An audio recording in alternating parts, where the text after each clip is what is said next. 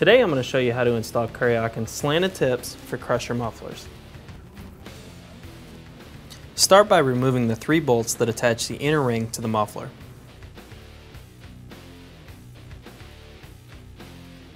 You can then remove the 2 on the bottom side.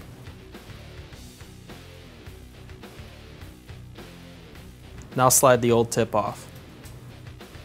The new slanted tip will slide right into place and reuse the 2 bottom bolts.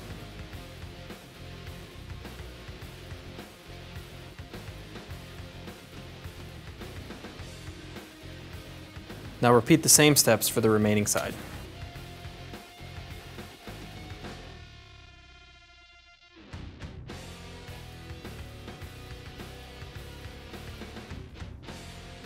If you have any additional questions, contact Küryakyn Tech Support.